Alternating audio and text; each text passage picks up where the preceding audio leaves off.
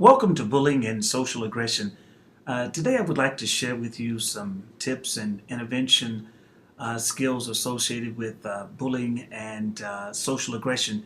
Well, you can see at the bottom of the screen there, it says only the best are bully. That's an anonymous quote. I can't take credit for that one, but I do want to share with you some tips and some intervention skills today. It's important to understand that there's some truths associated with bullying. First of all, bullying is not simply going to go away. Bullying has been around, and it's important that we recognize the signs and symptoms associated with it. Bullying, we know, is some intentional behavior that requires some things that we need to take consideration. First of all, prevention. Even before it starts, we need to have some steps to hinder bullying from occurring, whether it's occurring on the playground, whether it's occurring in the hallways, the bathrooms, whether it's occurring on the school bus, on the way to school. We need to have some preventative measures in place. And then secondly, we need some intervention steps. These are the steps that are designed to stop bullying that has already occurred, that is already going on. And so the prevention and intervention can be enacted by the students. I think it's always important to understand that people tend to support what they have to create. Let's get involved. Let's get students involved in the prevention intervention method. Let's get parents and let's get student organizations involved as well. Students can employ the following prevention and intervention strategies. Let's look at them. First of all, if you're being bullied, I think it's important that you do tell a parent, tell a guardian, tell a aunt, an uncle, an older brother. And it's important to understand that even when the telling is going on, that it's not looked upon as being tattling, but it's actually something that the child should be doing. Secondly, you'll see there that we could also tell a teacher, tell a counselor, tell a mental health professional at the school, a school psychologist, a school social worker, tell one of the principals, whether it's the assistant principal or the principal, or even for the most part, if the child is being bullied, it's important to understand to have that parent, to have that guardian to actually come to the school and talk with a school official about what the child is actually sharing. It's important to understand that we don't retaliate, we don't get angry, we notify the authorities to take the corrective measures. We need to respond evenly. It's important to understand if a person being bullied that we teach them to respond firmly and say, no, I'm going to walk away from this. But for the most part, even though I'm walking away from the person that's bullying me, I am going to notify an authority figure. If you're getting some type of, in this day and age of social media, print out the email or save the posting so that you have some information that you can share with the school officials that my child is being bullied, or for the most part, you can share the information with the authorities if it were to get to that matter. It's important to understand that we tell our kids that they need to develop friendships with one another. Again, in this day and age of social media, they have the Facebook page, they have the Twitter pages and so forth, but they get with friends that are going to stick together and share the information with the school, with the teacher, with the principal, with the coach, or with some authority figure. It's also important to understand even the custodial care, sharing with one of the custodians on campus, but they need to find someone within the school setting that they can share the information with. Students can also employ some additional prevention intervention strategies. First of all, act confidence.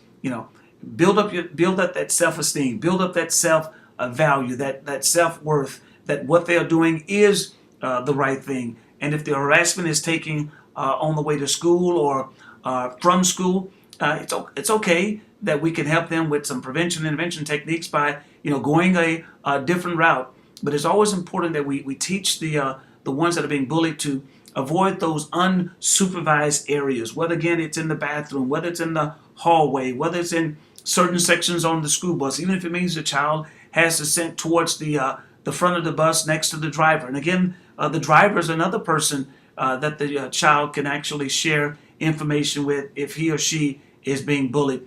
And always important to understand is that we don't bring those expensive items to school.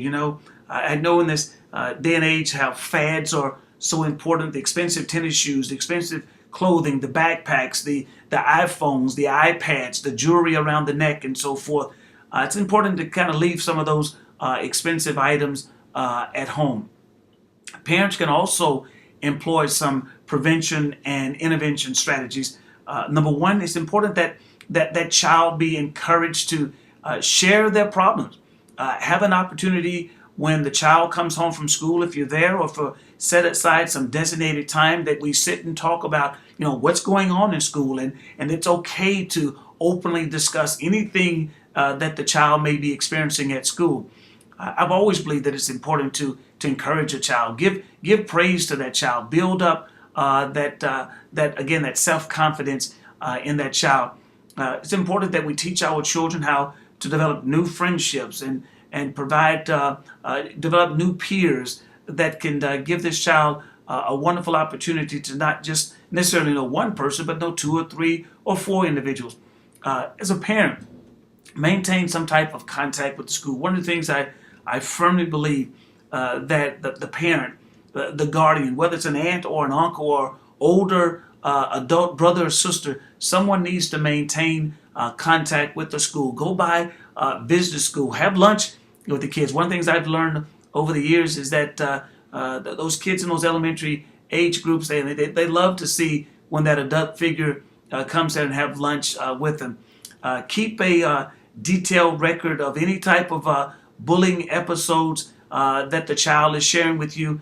But more important, again, make sure that you communicate with the school officials. And I can't stress the importance of saying whether that is the principal, the assistant principal, a teacher, a school psychologist, school counselor, a social worker, or a mental health professional. It's important that as a parent or a guardian, that the parent also, from a prevention intervention standpoint, encourage the child to involved in the co-curricular experience. Co-curricular being defined as whether it's band, whether it's art, whether it's theater, whether it's ROTC program, whether it's a sports or some type of physical activity to build up to improve the self-esteem in the individual. Organizations can play a key role also in the development of prevention and intervention strategies. Establish what I call a bullying prevention committee. That bullying prevention committee can be students at the school, mental health professionals, teachers involved, and also parents involved. And committee members can also be individuals from the community involved. So you have a wide array of individuals involved in developing a bullying prevention program. And it's important that you create a long-term anti-bullying plan. Raise awareness in the community. Raise awareness at the schools also. Have events at the football games. Have pamphlets, materials to hand out that for the most part the school district is not going to tolerate any type of bullying going on. And again, the student code of conduct, stress that. Make sure that students are keenly aware that it is in violation of school policies. Also use anonymous student surveys to assess what type of bullying related activities that are going on. Anonymous in the sense that they don't have to divulge their names. Just the mere fact of doing some type of Likert scales that, how is bullying occurring? Where is it occurring? Is it still occurring in the bathrooms? Is it in the hallway? Is it in the classroom? Do you find that school officials are keenly aware of bullying? You want to get input from the students so that they can share that information with you.